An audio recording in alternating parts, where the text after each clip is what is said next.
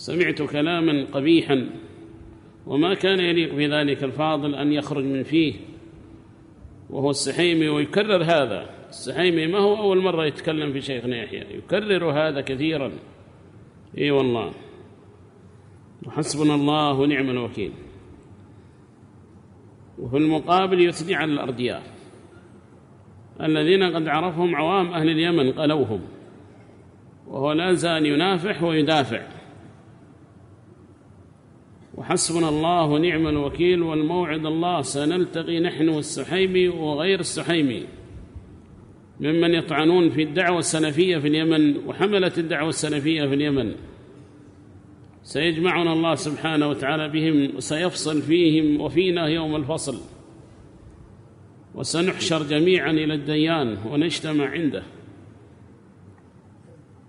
الحق أنه يتكلم بكلام قبيح. السحيمي في شيخنا يحيى كلامه قبيح، ولا يليق بمكانته وجلالته أن يتكلم بذلك الكلام ويقرن الشيخ يحيى بأبي الحسن، وأن يحيى هذا عنده وعنده وعنده. لا إله إلا الله، حسبنا الله ونعم الوكيل. يا ابن الكرام، ألا تدنو فتبصر ما قد حدثوك، فما راء كمن سمع. تعال انظر في اليمن الدعوة بيد من، ومن حملتها، ومن دعاتها، ومن الذين يصل خيرهم إلى الناس، ومن النافعون للناس. هؤلاء المرضى أم هؤلاء الذين تطعن فيهم وتزهد في علومهم وفي خيرهم؟ السحيمي يلقن، والملقن عند المحدثين في مصطلح الحديث ضعيف كما هو معروف. هذا ما من عندي الفائدة، هذه الفائدة في المصطلح وبعلم الحديث، أن الشيخ الذي يلقن ضعيف، فلا يعتد بكلامه في مثل هذه الأشياء. ودليلي على أنه يلقن أنه مرة ذكر المشايخ في اليمن زعم، وذكر منهم أولاد محمد بن عبد الوهاب الراحل صاحب اليمن وهو النجدي وأولاده لو سألت إخواننا الفضلاء لقالوا هم أردياء، وصوى واصطلحهم ضمن مشايخ اليمن، عبد الله بن الشيخ محمد بن عبد الوهاب وفلان بن الشيخ محمد بن عبد الوهاب. يا أخي اتق الله في نفسك. عبد الله ما هو حول العلم، أولئك ولاد صغار مساكين ما عرفوا بالعلم ولا عرفوا أنهم طلاب علم، وأنت تصلحهم بدرجة العلماء، وأنهم حملة الدعوة في اليمن أولاد محمد بن عبد الوهاب. فاتق الله في نفسك، والله ستقف بين يدي الله سبحانه وتعالى سيحاسبك على كلامك هذا. أنت ملقن، والملقن عندنا لا يقبل كلامه. نحن ندرس الحمد لله ونتعلم، وإن كان عندك علوم وعندك خير وعندك هذا، لكن في هذا الباب ما يعتد بك ولا يقبل كلامك في جرح أهل السنة في اليمن. وهكذا ما تسمعون الآن من الثناء على أناس والعياذ بالله وتهميش أناس، فيأتي عنده من يدخل ويزكي من يزكي، ويذكرون له أن الدعوة وهؤلاء ما معهم شيء وهؤلاء ما عندهم شيء. لا إله إلا الله، حرام الظلم، والله حرام. اتقوا الله في الدعوة هذه، اتقوا الله في تهميش هؤلاء الذين لهم جهود جبارة في نفع المسلمين ومنشغلين ولله الحمد بالنفع والتدريس والعلم والدعوة والخروج الدعوي وشرح الخير للناس والتوحيد والتحذير من الشرك وأهله ومن البدعة وأهلها. لماذا تحرمون الناس من خيرهم؟ كان يقال مسدد كاسمه، اثنوا على الناس حتى يعرف خيرهم ويعرف علمهم وجلالتهم فيستفيد الناس منهم أكثر. هذا التزهيد ما هو في صالح الدين، لا أقول ما هو في صالحكم، ما هو في صالح دين الإسلام. هذا ما يفعله إلا العلمانيون والاشتراكيون والصوفيون والرافضيون وغيرهم من أهل الانحراف، هم الذين يصنعون هذا التزهيد. هذا ما ينبغي ولا يليق بكم أنكم تزهدوا في علوم وفهوم وخير عند أهل السنة. والله تعجب لكلامه، وقد أشبع في الموضوع والرد عليه أخونا الشيخ الجليل أبو عبد الله محمد بن جمال. وإنما هذه زيادة فقط، أن الرجل ملقن والملقن ضعيف، وقد يكون عنده فقه وعنده عقيدة وعنده شيء، لكن هذا الباب ضعيف فيه، والضعيف ما يقبل حديثه. يأتي طالب يقول له قل حدثنا، قل حدثنا، قل كذا، يقول كذا. ما هذا شأن أهل العلم؟ أبدا. وهذا قالوا له قل أولاد محمد بن عبد الوهاب، قالوا أولاد العلماء اليمن فلان وفلان وأولاد الشيخ محمد بن عبد الوهاب. يا أخي مساكين، نسأل الله أن يصلح حالهم، مساكين وهم حول العلم، فالحمد لله أنك عندنا ملقن. قال رحمه الله: قال أبو عبد الله: كان يقال هو مسدد. نحن يا أخوان الذي هو جليل على السنة نحترمه، والذي يعرف الفضل وأهله نحترمه، وأما الذي يزهد فينا وفي خيرنا وفي علمائنا وفي مشايخنا والله ما له احترام عندنا، لأنه قد كرر عليه وقد شرح له الوضع، خصوصا هذا الذي أشير إليه، قد شرح له الوضع وقد ذكر بالله سبحانه وتعالى أن يتقي الله في هؤلاء الأجلاء.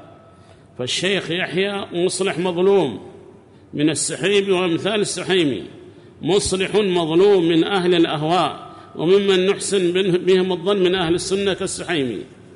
والله ستلقى مظلمتك عند الله سبحانه وتعالى. هذه للشيخ بادر، عمرك قد تجاوز 60، بادر بالتوبة وطلب السماحة من الشيخ يحيى، لا تلقى الله بمظلمتك للشيخ فيأخذ الشيخ حسناتك إن لم يعفو عنك.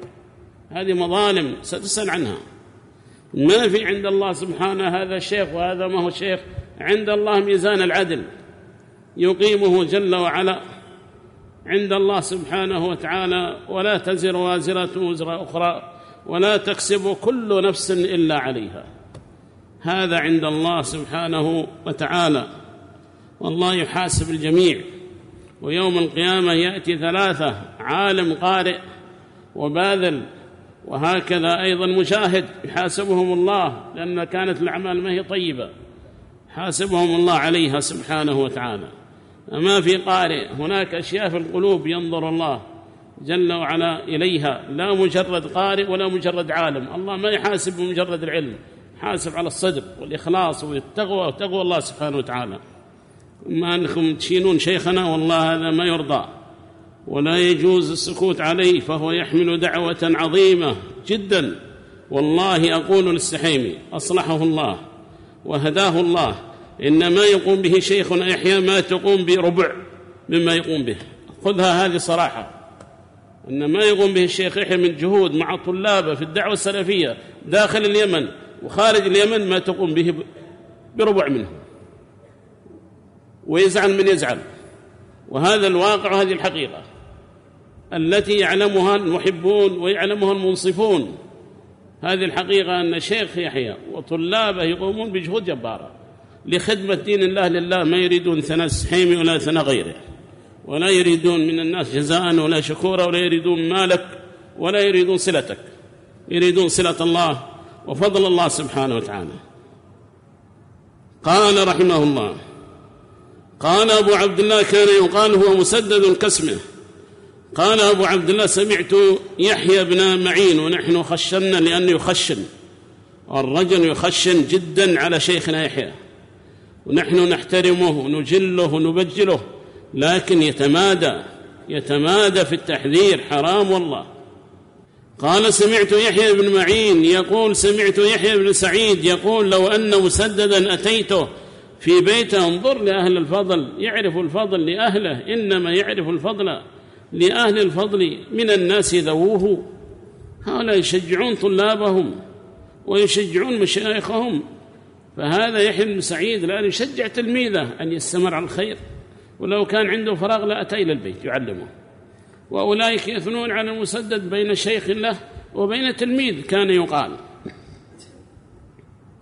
قال: لو أن مسددا. وكم من هذه الآثار، كم من هذه الآثار في ثناء السلف على بعضهم البعض، وأنت تدعو إلى جمع الكلمة. جمع الكلمة تفرق أمة هذه كلها لا شيء عندك.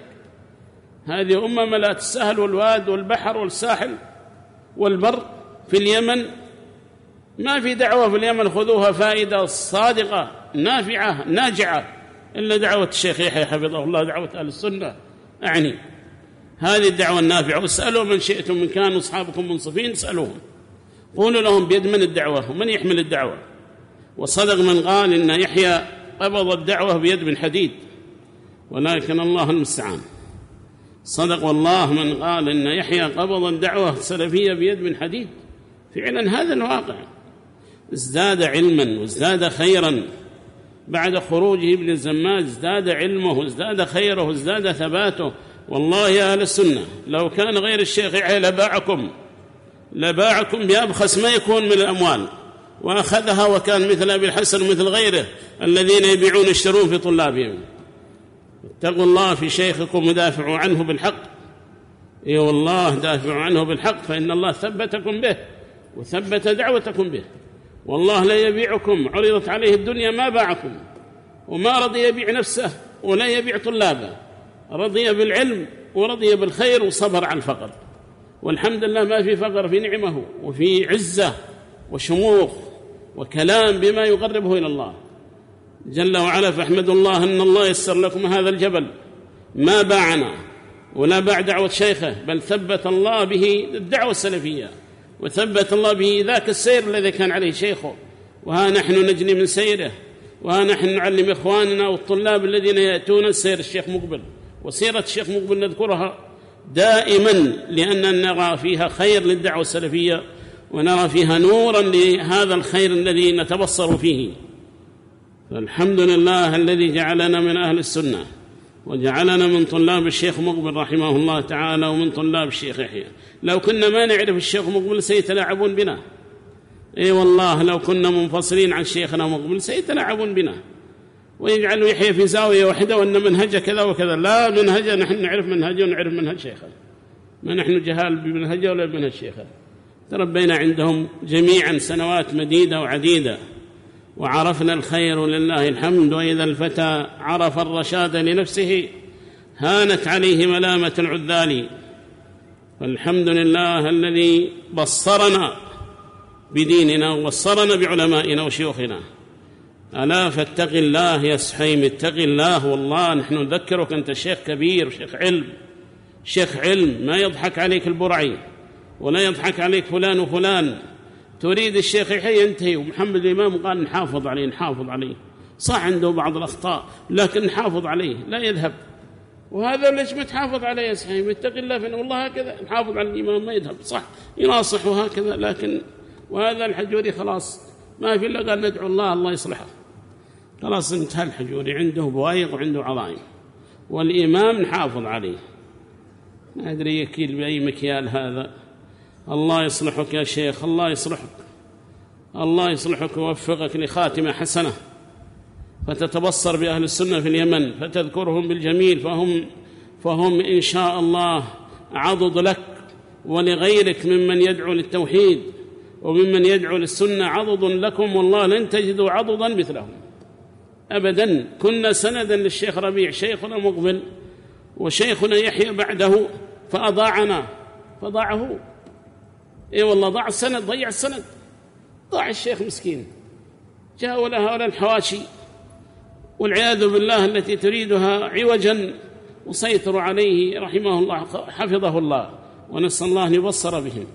وكنا سندا له في اليمن، وهو يعرف أن شيخنا يحيى من أعظم السند له في البلاد اليمنية، وكان يثني بعضهم على بعض حتى جاءت تلك العصابة المجرمة فتدخلت بين الفضلاء فأفسدت الود والخير والعلاقة الجميلة التي كانت بينهم. أخذوا علينا الدرس، لكن نرى هذا فيه أجر، نرى فيه أجر لنا أننا ندافع على مشايخنا وعلمائنا من هذه الحملة الشرسة، ولا سيما على الشيخ يحيى. بعضهم ما اسمع يذكر الشيخ يحيى. ليش يا أخي؟ ليش هكذا الجفا فيكم يا طلاب العلم يا محبي الشيخ يحيى؟ لماذا الحملة على شيخ قوية؟ اذكروه، أنتم علماء، لكم كلام مسموع، والله في الداخل وفي الخارج لكم كلام مسموع، يسمع كلامكم وثناؤكم، لكن في المقابل يقدحون، ونحن ما نمدح ولا نذكر شيخنا بالجميل وندافع عنه دينا. هذا ما أحبه أنا صدق. نحن تربينا عند الشيخ نرى يدافع عن طلابه ويدافع عن شيوخه، عن ابن باز وعن غيره، يغضب لهم.